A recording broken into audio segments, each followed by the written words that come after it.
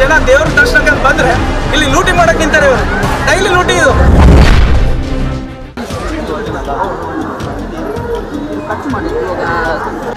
ಸುಮ್ಮನೆ ಮಾತಾಡೋಣ. 12,000 ಹಂಗೈತಣ್ಣ. ಯಾವ ಲೆಕ್ಕ ಕೊಡ್ತೀಯಣ್ಣ ನೀನು? ಇಂಥ ಬುಕ್ಗಳು ಎಷ್ಟು ಬೇಕು ನಿನಗೆ? ಎಷ್ಟು ಬೇಕು ನೀನು? ಅಣ್ಣ ಊಟಕ್ಕೆ ಹೋದ್ರೆ ಯಾವನೋ ಗಾಂಜಾ ಪಿಂಚವನ್ನ ಕುಂದಿರ್ಸಿ ಹೋಗ್ತೀಯ. ಅಂದ್ರೆ ನಮ್ಮ ರೊಕ್ಕ ಅಂದ್ರೆ ನಿಂಗೆ ಅಷ್ಟೇ ಕೇವಲ ಆಗೈತಾ? ಕಷ್ಟ ಬಿದ್ದು ಬಂದಿದ್ದ ನಿನ್ನೆ ಬುಕ್ದು ಡೇಟ್ ಹಾಕಿಲ್ಲ. ಅಟ್ಲೀಸ್ಟ್ ಡೇಟ್ ಕೂಡ ಇಲ್ಲ. ಯಾಕ ಡೇಟ್ ರಿಸಿಪ್ಟ್ ಸೀಲ್ ಹೊಡೆದು ಇಡಕ್ಕಾಗಲ್ಲ. ಅಷ್ಟು ಜನ ತನಿಖೆ ಆಗಬೇಕು ಕಂಪಲ್ಸರಿ. ಇದಕ್ಕೆ ಮುಂಚೆಲ್ಲ ಇದು ಮಾತೆ ಉಗ್ರ ಹೋರಾಟ ಮಾಡಲಿಲ್ಲ ಅಂದರೆ ಚಾಲೆಂಜ್ ಇದು. ಮಾಡೇ ಮಾಡ್ತೀವಿ. ಆ ದೇವಿಗೆ ನಾವು ಹಂಗೆ ತಗ್ಸ್ತೀವಿ.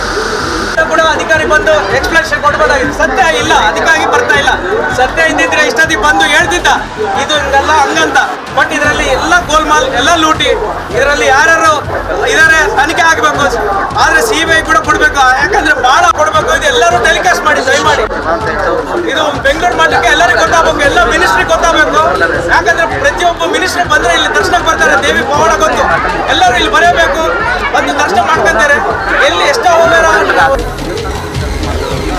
ಭಾರತ್ ಮಾತಾ ಕಿ ಜೈ, ದುರ್ಗಾ ಮಾತಾ ಕಿ ಜೈ, ಗಂಗಾ ಮಾತಾ ಕಿ ಜೈ, ಗೋ ಮಾತಾ ಕಿ ಜೈ.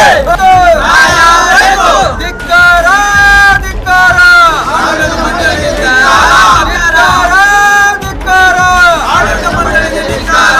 ಭಾರತ್ ಮಾತಾ ಕಿ ಜೈ, ದುರ್ಗಾ ಮಾತಾ ಕಿ ಜೈ, ಗಂಗಾ ಮಾತಾ ಕಿ ಜೈ. ಧಿಕ್ಕಾರ ಆಡಳಿತ ಮಂಡಳಿಗೆ ಧಿಕ್ಕಾರ, ಧಿಕ್ಕಾರ. ಜೈ ಶ್ರೀರಾಮ್, ಜೈ ಶ್ರೀರಾಮ್, ಜೈ ಶ್ರೀರಾಮ್, ಜೈ ಶ್ರೀರಾಮ್. ಜೈ ದುರ್ಗಾ ಮಾತಾ ಕಿ ಜೈ, ಗೋ ಮಾತಾ ಕಿ ಜೈ.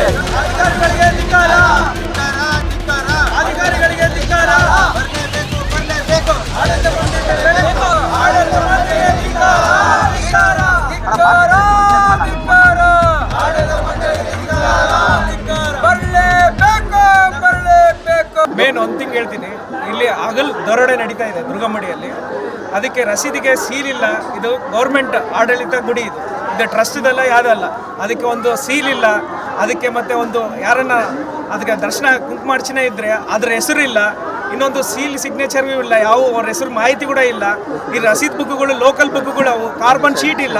ಮತ್ತು ಫೋನ್ಪೇ ಸ್ಕ್ಯಾನರ್ಗೆ ಅಮೌಂಟ್ ಹಾಕ್ಬಿಟ್ರಿ ಅಂತಾರೆ. ಡೈರೆಕ್ಟ್ ಕ್ಯಾಶ್ ಬೇಕಂತಾರೆ. ನಾನೇ ಖುದ್ದುವಾಗಿ, ನಾನು ನಗರ VHP ಅಧ್ಯಕ್ಷ, ನಾನೇ ಖುದ್ದು ಬಂದರೆ ಕೂಡ ಇಲ್ಲ ಸರ್ ಇದಕ್ಕೆ ಹಾಕ್ಬೇಕಂತ ಹೇಳಿದ್ದಾರೆ. ಇಲ್ಲಿ ಇನ್ನೊಂದು ವ್ಯವಸ್ಥೆ ಏನಿದೆ ಅಂದರೆ, ಹಿರಿಯರಿಗೆ ಪಾಪ ಒಂದು ಅರ್ಥತ್ರ ಒಂದು 60-70 ವರ್ಷ ಆಗಿರ್ತದೆ. ಅದೇ ನುಗ್ಗಲಾಟನೆಗೆ ಹೋಗ್ಬೇಕು. ಯಾರನ್ನು ಏನಾದರೂ ಯಾರಿಗೆ ತೊಂದರೆ ಇದು. ನಾನು ಹತ್ರ 2.5 ತಾಸಾಯಿತು. ಆಡಳಿತ ಮಂದಿಯವರು ಇವತ್ತುವರೆಗೂ ಇವಾಗೂ ಬಂದಿಲ್ಲ. ಹನುಮಂತಪ್ಪ ಅವರು ಅಲ್ಲೇ ಕುಂತಿದ್ದಾರೆ. ಇಲ್ಲಿ ಆದ್ರೂ ಇವಾಗವರೆಗೂ ಬಂದು ನನಗೆ ಒಂದು ಮಾಹಿತಿ ಇಲ್ಲ, ಹಿಂಗೆ ಇತ್ತಂತ ಕೂಡ ಹೇಳಿಲ್ಲ. ಎಲ್ಲ ಟೋಟಲ್ ಸ್ಕ್ಯಾಮು. ಬುಕ್ಗಳು ಚೆಕ್ ಮಾಡಿದ್ವಿ. ಇಲ್ಲಿ ಕಲೆಕ್ಷನ್ ಆಗ್ತಿರೋದು ಬರೀ 12,000. ಡೈಲಿ ಲೆಕ್ಕ ಕೊಡ್ತಿರೋದು 12,000, 13,000 ಅಂತ ಇಚ್ಛಾವಾಗಿ ಕೊಡ್ತಾ ಇದ್ದಾರೆ. ನನ್ನ ಎದುರಿಗೆ 20,000 ಕಲೆಕ್ಷನ್ ಆಯ್ತು ಈಗ ಬರೀ 2 ತಾಸಲ್ಲಿ. ಆದ್ರೆ ಅವ್ರು ಲೆಕ್ಕ ಕೊಡ್ತಿರೋದು ಬ್ಯಾಂಕಿಗೆ ಏನಂದ್ರೆ ಬರೀ 10,000, 12,000. ಅವ್ರಿಗೆ ಹೆಂಗೆ ಬೇಕೋ ಅವ್ರಿಗೆ ಹಂಗೆ ಲೆಕ್ಕ ಕೊಡ್ತಿದ್ದಾರೆ. ಹಗಲು ದರೋಡೆ ನಡೀತಾ ಇದೆ. ಇದು ಎಲ್ಲರೂ ಪ್ರಶ್ನೆ ಮಾಡಬೇಕು. ಇದು ಇಲ್ಲಿ ಎಲ್ಲರೂ ಬಂದು ಪಾಪ ದೇವರಿಗೆ ಮುಖಾಮ ಅಂತ ಬಂದ್ರೆ ಅಲ್ಲಿ ಸ್ಕ್ಯಾನರ್ಗಳು ನೋಡಿ ದರ್ಭಗುಡಿಗೆಲ್ಲ ಸ್ಕ್ಯಾನರ್ಗಳು ಹೆಂಗೆ ಹಾಕಿದ್ರೆ ಏನಿಲ್ಲ. ಯಾವ್ದನ್ನ ನಾವು ಫಿಶ್ ಮಾರ್ಕೆಟಿಗೆ ಬಂದಿವ, ಏನನ್ನ ಅವರ ಕೊಂಡ್ಕೊಳಕ್ ಬಂದಿವ. ಸ್ಕ್ಯಾನರ್ ಹಾಕ್ಬೇಕು. ಅವ್ರಿಗೆ ಇಚ್ಛೆ ಇದ್ರೆ ಹಾಕ್ತಾರೆ. ಒಂದು ಕಡೆ ಹಾಕ್ಬೇಕು ಸ್ಕ್ಯಾನರ್, ಎಲ್ಲ ಕಡೆ ಯಾಕೆ ಸ್ಕ್ಯಾನರ್ ಬೇಕು? ಇದು ಇಲ್ಲಿಗೆ ಬಿಡಲ್ಲ ನಾವು. ಇದು ಇಲ್ಲ, ಮೊದಲಿಂದ ನಡೀತಾ ಇದೆ. ನಾನು VHP ಕಡೆಯಿಂದ ನಗರ ಅಧ್ಯಕ್ಷ ಆದಾಗ ನನಗೆ ಕಂಡು ಬಂದಿದ್ದಾಗ ನಾನು ಇದು ಪ್ರಶ್ನೆ ಮಾಡ್ಬೇಕು ಅನ್ನಿಸ್ತು. ಪ್ರಶ್ನೆ ಮಾಡಿದ್ದೀನಿ ಅಷ್ಟೇ. ಎಷ್ಟು ಗೋಲ್ಮಾಲ್ ಆಗಿದೆ? ಭಾಳ ಕೋಟಿಗಟ್ಟಲೆ ಗೋಲ್ಮಾಲ್ ಆಗಿದೆ. ನೀವು ನೋಡ್ರಿ, ಒಂದು ಹಿರಿಯರಿಗೆ ಒಂದು ಸಪ್ರೇಟ್ ಲೈನ್ ಇಲ್ಲ. ಪಾಪ ಹುಡುಗರು ಸಣ್ಣ ಮಕ್ಕಳಿಗೆ ಅವ್ರಿಗೆ ಒಂದು ಸ್ಪೆಷಲ್ ದರ್ಶನ ಇಲ್ಲ. ಬರೀ VIP ಅಂತೇಳಿ ಸಪ್ರೇಟ್ ಅಲ್ಲಿ ಕಳಿಸ್ಬಿಡ್ತಾರೆ. ಭಾಳ ಹೇಳಿ ಇದಕ್ಕೆಲ್ಲ ಕಾರಣ ಯಾರಂತ ಅನ್ಸುತ್ತೆ ಸರ್? ಆಡಳಿತ ಮಂದಿನೇ ಸರ್, ಹನುಮಂತಪ್ಪ ಅವರೇ. ಯಾಕಂದ್ರೆ ಅವ್ರಿಗೆ ಇನ್ಚಾರ್ಜ್ ಕೊಟ್ಟಿರ್ತಾರೆ ಅವರೇ. ಯಾರಿಲ್ಲ, ಡೈರೆಕ್ಟ್ ಆಗಿ ಹೇಳ್ತಾ ಇದೀನಿ ನೋಡ್ರಿ. ಯಾವ್ದು ಭಯ ಇಲ್ಲ, ಯಾವ್ದಿಲ್ಲ. ಅವರೇ ಡೈರೆಕ್ಟ್ ಆಗಿ ಹನುಮಂತಪ್ಪ ಅವರೇ. ಯಾಕಂದ್ರೆ ಇದಕ್ಕೆ ಯಾರು ಇನ್ಚಾರ್ಜ್ ಕೊಟ್ಟಿರ್ತಾರೆ ಅವ್ರು ನೋಡ್ಕೋಬೇಕು.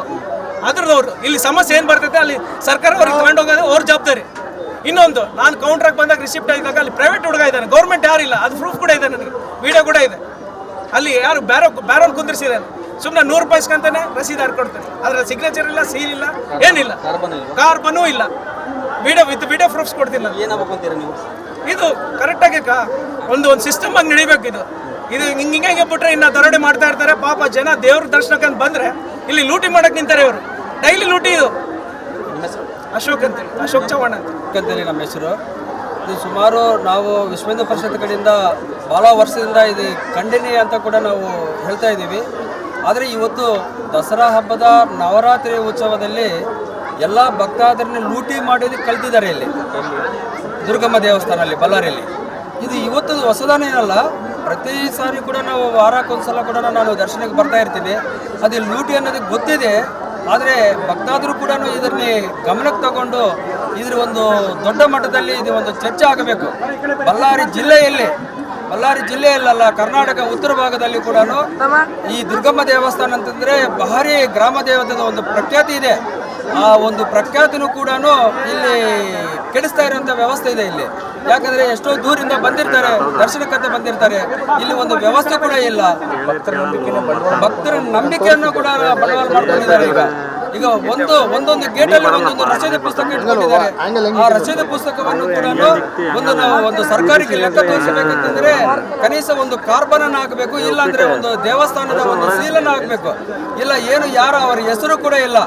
ಅದು ಇವತ್ತು ಕೂಡ ತನಿಖೆ ಆಗಬೇಕು. ಆದರೆ ಎಷ್ಟೋ ಅಧಿಕಾರಿಗಳು ಬರ್ತಾ ಇರ್ತಾರೆ, ಹೋಗ್ತಾ ಇದ್ದಾರೆ. ಆದರೆ ಭಕ್ತಾದಿಗಳಿಗೆ ಮಾತ್ರ ನೋವು ಮಾಡುವಂಥ ಕೆಲಸ ಮಾಡ್ತಾ ಇದ್ದಾರೆ. ಅದಕ್ಕೆ ಇದು ಇವತ್ತು ಒಂದು ದೊಡ್ಡ ಚರ್ಚೆ ಆಗಲಿ ಅಂತ ಹೇಳಿ ಕೂಡ ನಾವು ವಿಶ್ವ ಹಿಂದೂ ಪರಿಷತ್ ಕಡೆಯಿಂದ ಅದಕ್ಕೆ ಖಂಡಿಸ್ತಾ ಇದ್ದೀವಿ.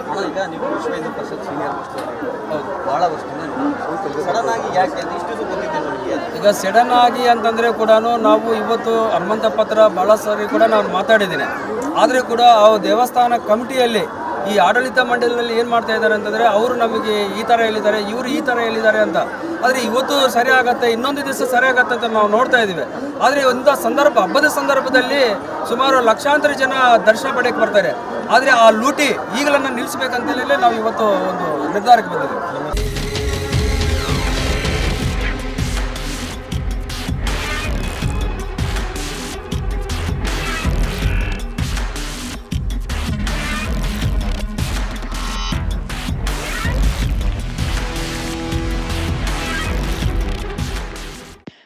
ಬಳ್ಳಾರಿ ಹಾಗೂ ವಿಜಯನಗರ ಜಿಲ್ಲೆಯ ಸಮಗ್ರ ಸುದ್ದಿಗಳನ್ನ ತಿಳಿಯಲು ಬಿಗ್ ಟಿವಿ ಕರ್ನಾಟಕ ಯೂಟ್ಯೂಬ್ ಚಾನೆಲ್ಗೆ ಈಗಲೇ ಸಬ್ಸ್ಕ್ರೈಬ್ ಮಾಡಿ.